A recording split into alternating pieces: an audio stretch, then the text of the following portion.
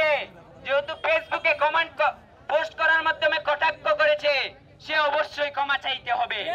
সে যদি ক্ষমা না চায়, সে হয়তো জানে না এটা সৈয়দ নাসিরউদ্দিন সিপাহসালার হবিগঞ্জ, এটা সুফিবাদী সুন্নি জনতার বাংলাদেশ। মিলাদুন নবীর মতো একটা পবিত্র শব্দকে আপনি মদের সাথে মিলাদুন নবী বেদাত আপনারটা আপনি নিয়ে থাকেন, বেদাত আপনি চালিয়ে যান, আপনি করেন না, এটা আপনার ব্যক্তিগত ব্যাপার।